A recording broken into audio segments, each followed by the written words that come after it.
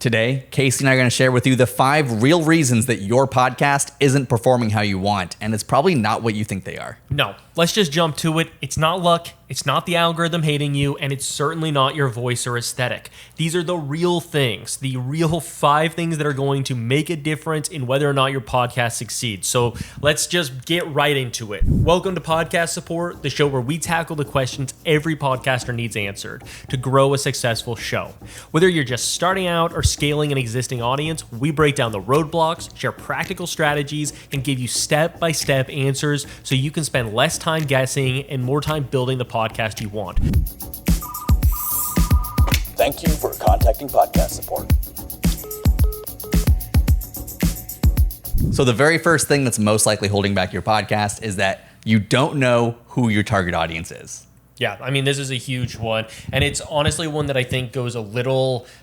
people take it for granted that they think that they know who their target audience is without doing the hard work of actually identifying and then testing that target audience. Because, go ahead. Or they think they know who their target audience is, and when you ask them, they list off 5 different target audiences. Sure. Yeah, that happens a lot too. I think so when we're trying to give, real world advice on how you can actually go and figure out your target audience and then test it, the thing that I come back to with testing it is that you have to really be talking and you have to ask questions. And you have to ask strategic questions to your target audience. And that can happen in the comments section, that can happen in polling. There's a lot of different ways that you can get to talking with them. One way that I think is kind of undervalued is going out and actually canvassing the street. I think people think of digital being that you can't ever talk to a person in real life, but there are people walking around day to day who would be super down to tell you why they like what you're doing or why they don't, or offering up, you can show them different podcast examples, and if they choose the podcast that is most like yours, then you can ask them real world questions of okay, well, why do you like that type of content? Why do you like that creator? What don't you like? What's been annoying you about that type of content creation that they've been making, so that you can make real things that are different, unique, and stand out. And you might be thinking right now, oh, well, my target audience isn't just the general public. How am I going to go and interview people on the street? You go to trade shows. You just go to businesses that where those professionals work. You ask them questions. You find ways to network with them. It's not just limited to, specific demographics of people you can just go to the mall and find. You really need to be able to break your target audience down into demographics and psychographics. If you just have this general sense of my audience is people who like blank, then that's not nearly specific enough. You need to have a really specific person that you envision in your head that you talk directly to every time that you're creating your podcast. And I guess I want to challenge this one a little bit, because I obviously I do believe it. I believe the psychographics and demographics really help. But I think that sometimes we get so fixated on that you have to have this persona you're creating and that you're talking to, that it starts to feel artificial, because no one person is exactly that target audience. No one fits that exact thing. Yeah. And so I think how do we make it so that it doesn't feel artificial, and instead we do have these demographics and psychographics that are helpful while not feeling like we're beholden to it, or that we can't ever have our audience challenge us. Because when we create that profile, if we never reassert or readdress what that profile is telling us, I think that then we'll miss out on audiences. I mean, it's definitely very true, because we learn about a part of the process of podcasting is honestly learning about who your audience is as you attract new viewers, and you often are surprised by who you end up having join your audience from the general public. Yeah, because I think one thing that happens, and it's one thing that I've had challenges with before, is you go and you have a vague idea of who your audience is. You go, you type it into ChatGPT, or you go and research it a little bit, and you validate your assumptions, and you don't ever necessarily go and actually challenge those assumptions. And so then instead you just have, okay, I think that my audience is between this age range. I think that they like these things, and I'm going to just kind of do that. And so it's either that, those demographics and psychographics are helpful, or you almost ignore them because you feel like they just validated what you said, rather than actually going and talking to people and challenging those assumptions. So when I'm thinking about what that takeaway might be for people, it's number one, build out those psychographics and demographics.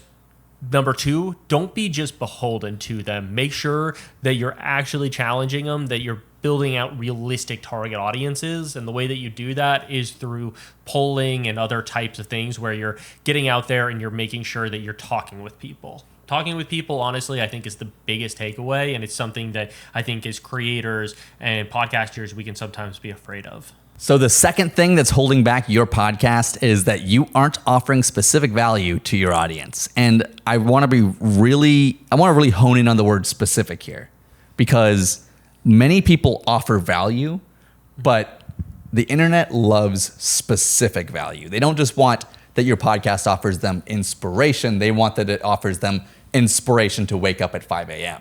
Yeah. So really honing in on exactly this is what the audience is going to get out of this podcast. Like this specific piece of knowledge, this specific piece of inspiration, this specific skill that they're going to take away from it. And this is how it's going to help them in their everyday life. Yeah, I think, the thing that I would say with that is that, you were describing recently that we're entering into this new phase as far as people want value, but they also want to be able to see how that value has impacted the creator. Yeah, maybe talk a little bit about that. I was saying that what people are saying online right now is that we are now leaving the information era of social media and we're entering the perspective era of social media, where we don't want to know this is how to do this task. We want to know this is how I do this task and this is how it's affected me and changed my life. Yeah. We want that extra element of like, this is what I think about it. This is how it's changed for me. This is the story that I have about it. And that extra element of perspective and that, or like your opinion on the matter is way more interesting to people than just, the basic information. One example of this is if you're like a new tech podcaster, people probably are not that interested on your perspective of the review of the new Apple Watch, but they would be really interested in an argument that you might have about whether or not wearables are actually going to be the future of technology. And you could then put your review of the Apple Watch within that perspective. Yeah. And like someone's gonna be way more interested in watching that from a new tech podcaster rather than just your review. Yeah, so I think that's what people need to keep in mind when we're talking about value, is that we have to make sure that value, we're showcasing why that value is important. I think that can be something that gets lost a little bit, is that especially when we're experts in our field or something, like we get so bogged down in like the how that we don't necessarily get as confidently, we don't put out as confidently the why. And so making sure that we're balancing those two, it really makes a big difference. Yeah, and it's really easy to slip away from that on accident because it feels like you already know why something's important when you're making a video or a podcast, and it's really easy to just assume that that's coming across. But in reality, it's not at all. And you're keeping it completely to yourself. And like that's something that like even we're working on with podcast support, is getting more of that perspective in there. Yeah, for sure. No, I mean, it's something that I definitely struggle with because, to be completely honest, I don't necessarily want, I don't really care that anybody knows about me. Like, I gotta be honest, you can fuck off a little bit as far as knowing about me. I don't necessarily love that. Like I have, value and insights that I'd like to put forward, but I don't necessarily always want, I'm not a fame chaser, like at all. Like yeah. I kind of am antithetical to that. Like it doesn't feel natural to me. It's why I don't post like super organically on social media, because honestly, I kind of like the friends I have and would be like a hermit to that local community if I could be. If you guys could never know about me, I would do it in a heartbeat. And so it's a challenge for me, for sure, to do that. You can laugh. It's the truth, that's a challenge. Man. I laugh because I know it's the truth. I don't doubt for a second that that's the truth about you. And like, I think that is a problem that most people experience when they're trying to make content for social media. So they just like, that's not the part that's important to them. And it feels icky sometimes to do that. Yeah. To like actually add that extra amount of detail. It feels like just like being like try-hardy sometimes. Yeah, I think there's a few different things. I think try-hardy, I think you're showing hubris. So I think there's some like societal things that we don't value that feel like you have to lean into those things when you're doing social media. And so like we oftentimes say that we value people who, are firm in the truth and things. And obviously social media, that is not what really social media values at all. And so, if you want to be somebody who's providing real value on social media, it can feel super disheartening because you're trying to you're trying to have a leveled conversation. One of the ways I love thinking about this is you've seen the movie Marriage Story, right? Yeah. I don't know why I'm talking about that on here. Movie. Okay, I love this movie. And there's a scene in it where this lawyer is describing why you want your lawyer to be a little crazy. And what he says is, if your wife or your significant other hires a lawyer and that lawyer is crazy and you hire somebody who is normal, then you're starting from a place of normal and you're going to meet in the middle ground of crazy. If instead you hire somebody who's crazy, you're both going to be crazy and you're going to meet somewhere in normal. And sometimes I think that that's how social media operates too, is if you come from a place of normal, you're going to get just bombarded by crazy, and crazy plays way better on these algorithms. Oh yeah. And so instead, if we want to offer real value, real insights, we have to find ways to make it as interesting as the crazy people, because otherwise you can forget about it. Your stuff's just never going to get seen. I do want to make sure the people don't think that you have to come to this from an element of crazy, because people do care about regular stories. They want to know, this is how this moment made my day better. This is how when I was sad this happened. It doesn't need to be that, every single time you go out there and I went on a drive and someone tried to kill me. Yeah, you don't have to be crazy, but you do have to be interesting, and you do have to be you have to have emotion, you have to have honesty, you have to have depth to you, because if you just come at it from a statistics or anything like that, you're gonna get leveled. And I do think that is worth really putting out there, is these algorithms love crazy. So I'm sorry, you could say that, but we're all a little crazy. If you really show people who you are, that's so lame. That's so lame. No, we're not all a little crazy. Yeah, we all have neurosis and stuff, but dude, I think the most typical people, if they really open up, are crazy. I just don't think that is the same as what algorithms like. I don't think that if somebody acted the way they did on social media with me, I would hang out with them anymore. In fact, I know it, because I would exile that person, and anybody would. I don't know if I agree with you on that. Okay, who do you know who's acting like an algorithm? That's not like an algorithm. I'm just saying, if people love authenticity online. And if you just talk to your audience like you talk to your friends, and you actually open up and tell them these stories, I think that you will have much more success than the people who are being more performative or trying to. Can you name an example of somebody who you think has remained authentic after years of being online? After years of being online? I don't know about after years. There's definitely small creators that I see blowing up in the last year or two, who I think have blown up being very authentic and just talking to the audience like they're their friends. Yeah, I just don't know that remains the same. In the long run, maybe not. I think that there's absolutely wholesome creators and stuff. There was that kid who was blowing up for reviewing his lunches and things like that. That is absolutely wholesome. Can that kid survive online for years without, No, because he's not offering value. You got to offer value. He's offering value. I want to know what's happening at that lunch. He's entertaining. And but how long does that stick last? Yeah, it doesn't. Yeah, so we've maybe gone off on a tangent. Well, we just got back to value. Yeah, we did get back to value. But we specific value, and you have to give your perspective on it. I would say you have to add. That wasn't even the point of number two. The point of number two wasn't even the perspective. We added that. It was just specific value. Because I think this is more valuable to people. I think interesting value is what you have to provide. We're now amending it. You aren't offering interesting value to your audience. You are? You aren't offering interest. You have to. We're saying that these are the problems that you have why your podcast isn't growing. Oh, yeah. You aren't offering. Dude, I'm so off of it. I forgot what we were talking about. Well, we had an interesting conversation. That's always good. Yeah, you aren't offering interesting value to your audience. Interestingly specific. Interestingly I still specific. like the specific. Yeah, I'm not sure. I think interestingly specific changes the meaning. Yeah, it does. Of all of it. Whatever. We're not talking about adjectives today.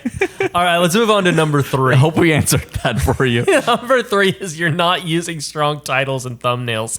I mean, this is the one. So, I mean, to peel back behind the curtain, our roles within Podfluence are that I do the sales side of things. You do a lot of the marketing side of things and the actual delivery for our clients and everything.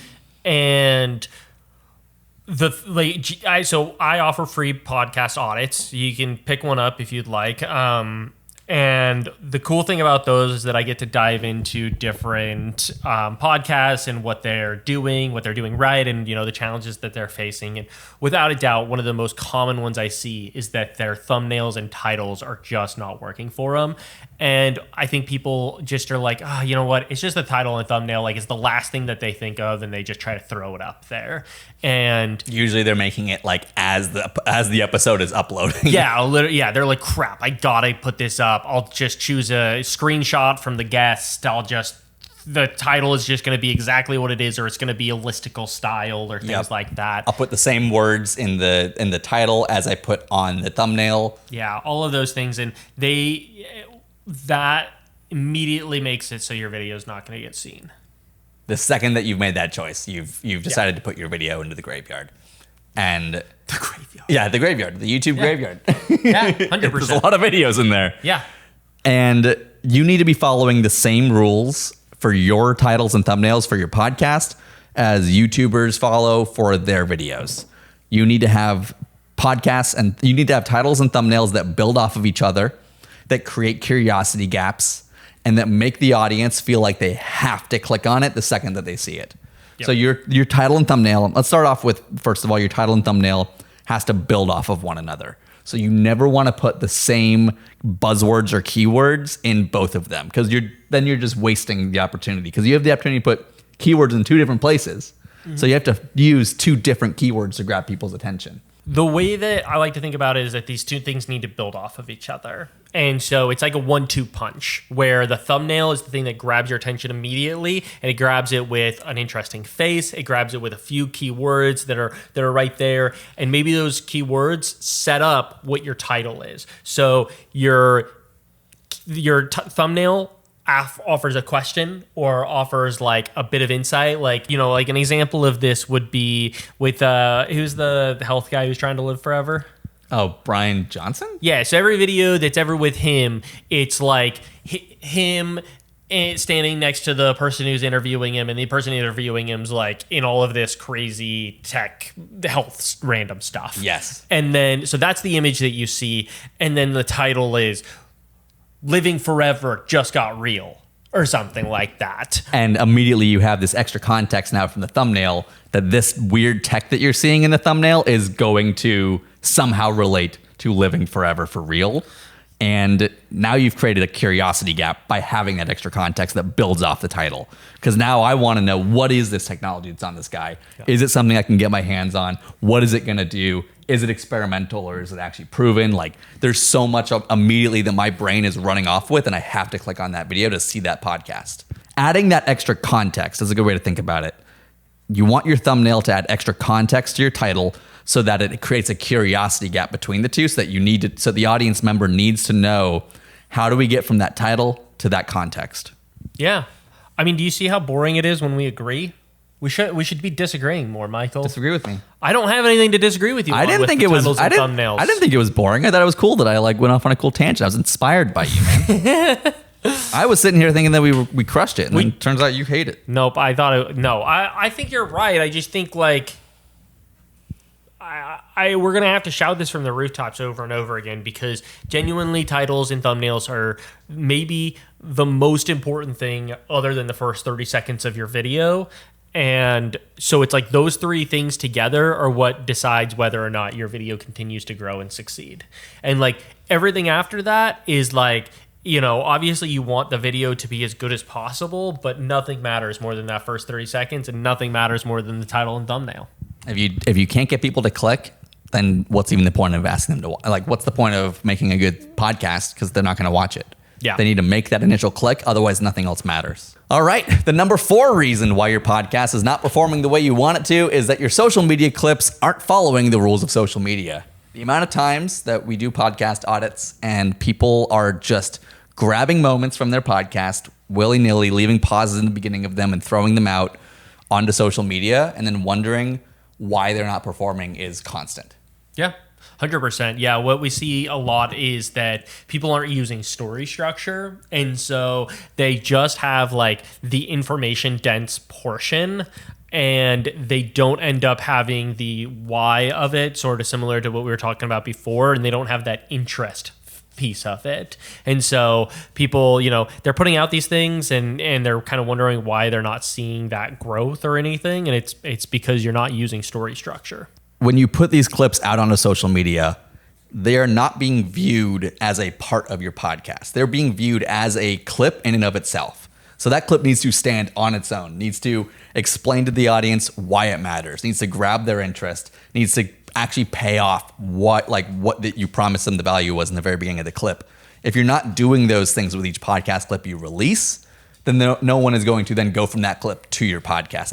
And social media is an absolutely crucial aspect of growing your podcast because podcast platforms don't have algorithms. YouTube does, and YouTube's one of the biggest podcast platforms. So to be fair, your podcast can grow on YouTube organically, but it's not going to grow on Apple Podcasts or Spotify organically. People have to be sent there to go and check out your podcast, either from people writing you up, people finding you on YouTube, or people finding your clips on social media. And so if your clips are not designed to succeed and they're just thrown together, or you just generated them, God, I hate these tools that just say they're going to generate the clips for you using AI. Yeah. I've never seen them. I've tried them all, not all of them, but I've tried a lot of them. It's impossible to try them all. They're jumping up like crazy. They're everywhere, and they all make crazy promises about making you go viral. These things have no idea what goes viral. I've never once seen Opus Clips or any of the other ones actually deliver significant views. And also, I've seen a lot of these clips online, and I immediately can tell, oh, that was just AI generated. Yeah, well, they use the same font. So, at this point, you can't have that green font on your video because it's immediately Opus Clips. So, yeah, you really can't. And, yes, it's consistency and putting out a significant amount of content is important, but that too much of a cost. You're paying too much of a cost by using these things. Number one, because people don't like AI at this point. AI is not a popular thing within the creator space, and nor is it with your audience. And so the second that they see that you utilize AI, there's a distrust that's built in that you're then having to work past. And the other thing is that they just are not good. They're just not good at actually creating clips that are going to do well. I'm genuinely waiting for seeing the first time that one of these gets past, even, normally it's getting past 500 views, but certainly past 10,000 views. I just haven't seen it. And 10,000 is not that much. So it really should be doing way more than 10,000 if you're going to be utilizing it. Yeah. I think that the other thing to think about with this is if you are making clips for your podcast and they're not getting views, the answer is not to keep making the same clips and hope they're eventually going to get views. Keep experimenting, try different formats, try different editing styles, because you're not getting the fact that you're not getting views is not a matter of luck. Mm-hmm. And it's not, if people wanted to watch it, because the algorithms are just based off of whether or not people actually watch. So if people actually watch it when the algorithm sends it out to your test audience, it will get more views. Your test audience is not watching the videos. So you have to keep trying new things and get that test audience to actually watch. And if you don't try new things, you're never going to grow. And number 5, and maybe the most important thing, you actually hinted at this earlier. Kind of gave away the big suspense here. Oh, yeah. Well, sorry about that. But the one is the beginning of your podcast is boring and turning off new listeners. Yeah. Like I said earlier, the first 30 seconds is literally the most important thing. And rule number 2 is don't be boring. Kind of covered both of these earlier. But genuinely, both of those are hugely important. Yeah, there are videos where you're literally just showing like how to use Premiere Pro or something where like, you know, it could be, you're just helping somebody and it could be boring, but like that's not what any of us are here for. We're here to create podcasts that actually make a difference, get seen by people, build up conversation and an audience that really wants to follow you. And the way that you do that is by showing off your personality and making sure that you're offering value early. So there's a few things that I want to throw out here at the very beginning. Most of the time, there are exceptions to this rule, but I've seen it happen a lot where people start off their podcast so low energy. And I don't want to say that you need to like be like put on the performance of a lifetime and like scream into the microphone. But I've seen people that literally start their podcast like, okay, well, here we go. Here we're recording again. Yeah. And a new listener is gone. Yeah. Can I challenge you on something that you just said, which is you don't have to put on the performance of a lifetime. I think that people, they say that when they don't mean performance. What you mean is you don't need to act like an asshole. And like that's what you mean by you don't have to be Flander or something. Like you don't have to be acting crazy because that's not real, that's not authentic. But you do have to perform. I think that people are a little too comfortable with saying, yeah, you get to just be yourself. No one should be themselves on a podcast. Like you shouldn't be talking. We can't just sit here and talk as though we're just our normal selves. But what I've heard is be yourself on your best day. That's so boring. No, be yourself on your most interesting day. How's that different? Because your best day, you're sitting there at the beach, you're drinking a mimosa, and you have nothing interesting to say. You're a boring human being who's smiling. That's not true. On my best day, I'm debating people. That is not true. No, your literal best day is what I just described, except for you're sitting by the bar at the beach, not at the beach. You're calling me an alcoholic on a podcast. What did you just do? No, I'm saying that's your best day. I'm sorry, you living your best day every day? You're saying that right now here, this is your best day? No. Yeah, that's what I thought. No, you need to be your most interesting self. Your most interesting self has hot takes, has opinions, has things to say, has value to put out into the world. You need to be interesting, not happy. You can be happy any day of the week when the camera's off.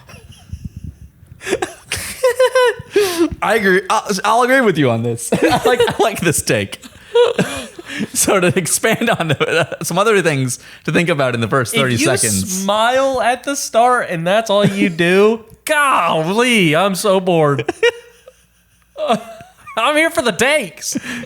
Casey doesn't want happy podcast hosts. Happiness isn't interesting. I'm saying they don't work. Fair enough. That's AI, man. Like, you want a happy podcast? Go listen to one of those stupid AI podcasts. It's, hey, Jim, today we're going to talk about da-da-da-da-da. And it's if AI can already replace you as a podcast host, you're in trouble. Yeah. Deeply. All right. 2 other things I want people to be thinking about when they're figuring out the first 30 seconds of their podcast episode is number 1, prove the value that you promise in your titles and thumbnails. Make sure that when someone starts the podcast, they immediately know, oh, the value that I saw in the title and thumbnail is actually going to be delivered to me in this episode. Yeah, super important. And number 2, make sure that within that first 30 seconds that you pose a new question that wasn't posed in the title and thumbnail that hooks the audience's interest and pulls them further into the episode. Because if they don't have something new to that they want the answer to, then they're not going to keep watching. Yeah, I think that both of those are super valid points. And be interesting. Yeah. On top of that, be interesting. Don't be boring. Man. I know it's hard. I genuinely think it's hard. I think it's a talent not to be boring. If it wasn't hard, then everyone would be podcasters. Yeah, but it's something that we all, if we genuinely want to be here, we have to focus on how are we interesting and that's differentiating yourself and performing well. And performance is a part of it. Yeah, there might be the occasional podcast where somebody's boring and they do well, but that is the absolute outlier. And if you are not trying when you're on the mic, you're not going to succeed. It's just not going to happen. I think that's actually a really interesting aspect of it is that the word performance, I think gets kind of misused. It's not misused because it's used for both things. But when I said performance earlier, I didn't mean you need to perform as a podcast host. You need to perform your best. What I was trying to say is you don't need to be acting. You don't need to be like, you don't need to come across as false as like trying to like you're a big clown on stage jumping around, which is how I think a lot of people think about it. So you want to attack clowns in front of me and acting in front of me. Did I attack clowns? Yeah, you just said don't want to be fake like a clown on stage. No, I didn't say that. Jumping around like a clown on stage. Clowns jump. Okay. Clowns sometimes jump. We don't have to get into the... I did not say that clowns are We don't have to get fake. into the performance of clowns, but acting and clowning, neither of those can you be fake. In any of those. Go watch any... Is that the point that I was trying to make? No, but I think this is genuinely important because when people say, oh, I don't want to come across as false, they equate that to acting. They equate that to putting on a performance. I think they equate it to bad acting. But yes, you are an actor if you're on mic. You just are. And like genuinely, you might be better served if you go take an acting class. Maybe You rather definitely would be. Than like studying your industry for the next day, go and do an acting class instead. You'd probably be better off for it. Do an improv class. Hell, do a clowning class. Because I promise you, the best thing that you can be comfortable doing on mic is looking stupid. If you can be okay with that and that, you know what, you're not always going to say it right or you're going to mess up a little bit, you will be so much more authentic than if you just continue to be like, no, I have to be myself. Yourself isn't real, all right? Yourself is a performance. Yourself isn't real. And so you need to get comfortable with the performance side of things. You have to. And I think it really is something that's really valuable to like say and repeat to people is like, you have to get comfortable with it. If you want to be on mic, you want to perform. I could not agree with that more. Yeah. Also, clowns rock. Casey likes clowns. That's the big takeaway from this episode. Yeah. Well, thank you so much for watching Podcast Support. Maybe renamed Casey's Podcast Hot Takes. Dude, I'm bringing them. Get ready. All right, we're changing this up. We are indeed. No more boring podcasts. Well, if you want to see the future of Podcast Support and hashtag no more boring podcasts, go ahead and give us a follow. Let us know what you thought about this episode and which of these 5 things your podcast is currently suffering from. We'd love to answer you in the comments and let you know if we can help you out in any way. Thanks. What? Thanks. Yes, thanks. Support.